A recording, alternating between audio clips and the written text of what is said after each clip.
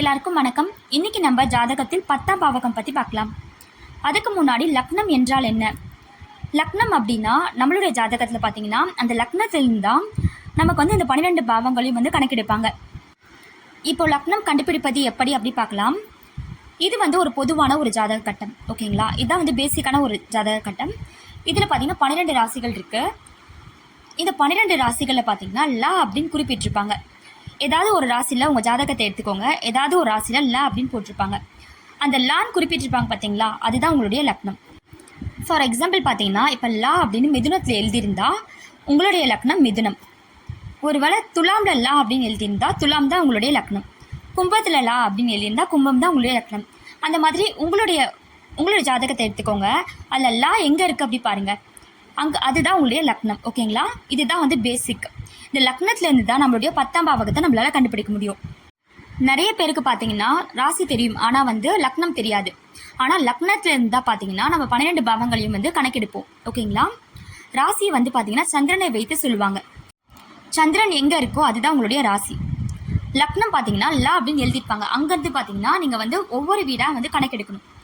அதாவது நம்ம ராசிலேருந்து கணக்கெடுக்க மாட்டோம், லக்னத்துலேருந்து தான் கணக்கெடுப்போம், ஓகேங்களா? இப்போ லக்னத்துலேருந்து நம்ம 10ஆம் பாவகமாக எப்படி கணக்கெடுக்கிறது பார்க்கலாம். இப்போது உங்கள் ஜாதகத்தை எடுத்துக்கோங்க. லா எங்கே எழுதியிருக்கு அப்படி பாருங்கள். இந்த ஜாதகத்தில் பார்த்தீங்கன்னா லா மிதுனத்தில் இருக்குது வச்சுக்கோங்க. அப்போ மிதுனத்திலிருந்து மிதுனம் 1ஆம் வீடு, கடகம் 2ஆம் வீடு, சிம்மம் 3ஆம் வீடு, கன்னி 4ஆம் வீடு, துலாம் 5ஆம் வீடு, விருச்சிகம் 6ஆம் வீடு, தனுசு 7ஆம் வீடு, மகரம் 8ஆம் வீடு, கும்பம் 9ஆம் வீடு, மீனம் 10ஆம் வீடு. அப்போ 10ஆம் வீடாக பார்த்தீங்கன்னா மீன ராசி வரும். இப்படி தான் உங்களுடைய லக்னத்துலேருந்து நீங்கள் கணக்கு எடுத்துக்கணும், ஓகேங்களா? இப்போ நம்ம ஜாதகத்தில் 10ஆம் பாவம் பற்றி பார்க்கலாம். அதாவது நம்ம ஜாதகத்தில் 10ஆம் பாவம் பார்த்தீங்கன்னா மிக முக்கியமான பாவம். அதாவது ஒருவருடைய தொழில் நல்ல வேலை கிடைக்குமா, இல்லது நல்ல சொந்த தொழில் அமையுமா, இது எல்லாத்தையும் பார்த்தீங்கன்னா 10ஆம் பாவகத்தை வைத்து நம்ம தெரிஞ்சு கொள்ளலாம். இப்போ ஒருவருடைய சமூக அந்தஸ்து, புனித வழிபாடு, அவருடைய வாழ்க்கை நிலை, அவருக்கான வெற்றி புகழ், இது எல்லாத்தையும் பார்த்தீங்கன்னா இந்த 10ஆம் பாவம் தான் குறிக்கும். இப்போ ஒருத்தர் பார்த்தீங்கன்னா சொந்த தொழில் பண்ணணும், நம்ம சொந்த தொழிலில் பார்த்தீங்கன்னா முன்னுக்கு வரணும் அப்படின்னு நினச்சா அவருடைய 10ஆம் பாவகம் எப்படி இருக்குது அப்படி பார்க்கணும். அந்த ஜாதகத்தில் 10ஆம் பாவகத்தில் நல்ல கிரகங்கள் இருந்துச்சுன்னா அவர் தாராளமாக சொந்த தொழில் ஆரம்பிக்கலாம். ஒருவேளை அவருக்கு சாதகமான கிரகங்கள் இல்லாமல் பாதகமான கிரகங்கள் இருந்தாலோ அல்லது அவருக்கு தீமை செய்கின்ற கிரகங்கள் பார்த்தாலோ அவருக்கு பார்த்தீங்கன்னா சொந்த தொழில் முன்னேற்றம் அடையாது. அதனால் நம்ம 10ஆம் பாவகத்தை வைத்து நம்ம நமக்கு சொந்த தொழில் அமையுமா, நல்ல வேலை கிடைக்குமா, இது எல்லாத்தையும் தெரிந்து கொள்ளலாம். இப்போ ஜாதகத்தில் 10ஆம் வீட்டின் அதிபதி லக்னத்தில் இருந்தால் அவர் பார்த்தீங்கன்னா சொந்த தொழில் தொடங்கலாம். அவருக்கு அது சாதகமான அமைப்பாக இருக்கும்.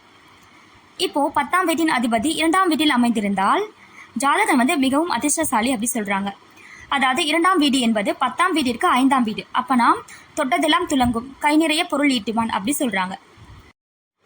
10ஆம் வீட்டின் அதிபதி 3ஆம் வீட்டில் இருந்தால் அவர் பார்த்தீங்கன்னா ஒரு எழுத்தாளராகவோ இல்லது பேச்சாளராகவோ இருப்பார்.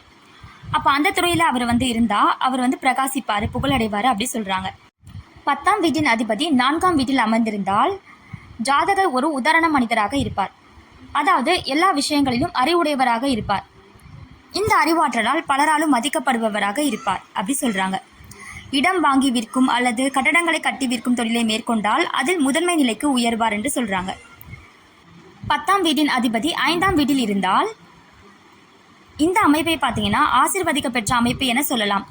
தொட்டதெல்லாம் துலங்கும், மண்ணும் பொன்னாகும், பங்கு வணிகத்தில் ஈடுபட்டால் பணம் கொழிக்கும், இறை வழிபாடு தியானம் என்று எளிமையாகவும் இருப்பார்கள். அதோடு 5ஆம் வீடு 10ஆம் வீட்டிற்கு 8ஆம் வீடாக இருப்பதால் இவர்களுக்கு மறைமுக எதிரிகளும் இருப்பார்கள். 10ஆம் வீட்டின் அதிபதி 6ஆம் வீட்டில் இருந்தால் மருத்துவத்துறை, நீதித்துறையில் ரொம்ப சிறந்து விளங்குவாங்க, பிரகாசிப்பாங்க அப்படி சொல்கிறாங்க. அடுத்தடுத்து பதவி உயர்வு பெற்று மேன்மை அடைவார்கள். பொறுப்பான பதவிகள் சேரும்.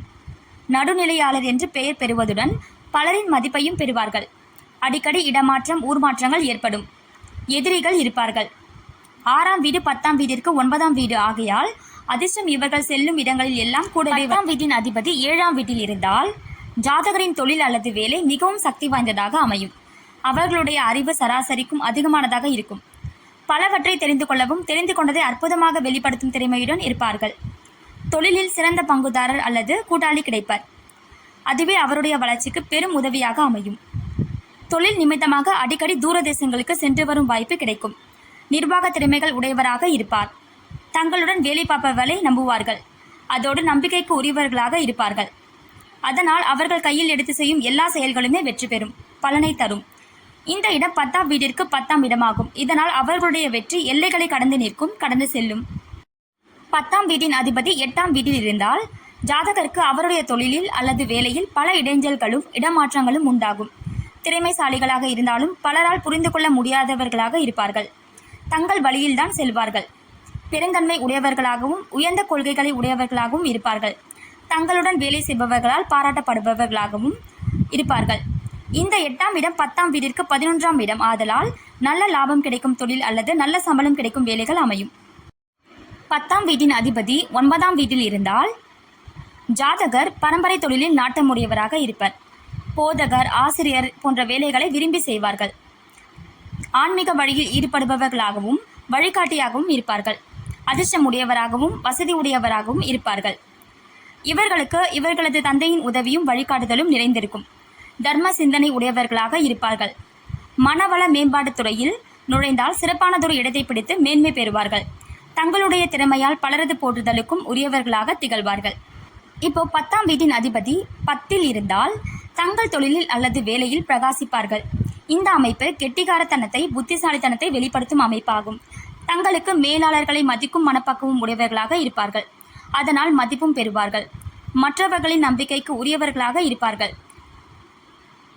இந்த 10ஆம் வீடு நல்ல கிரகங்களின் சேர்க்கை பார்வைகளை பெற்றிருந்தால் செய்யும் தொழிலில் அதீத மேன்மை பெறுவார்கள்.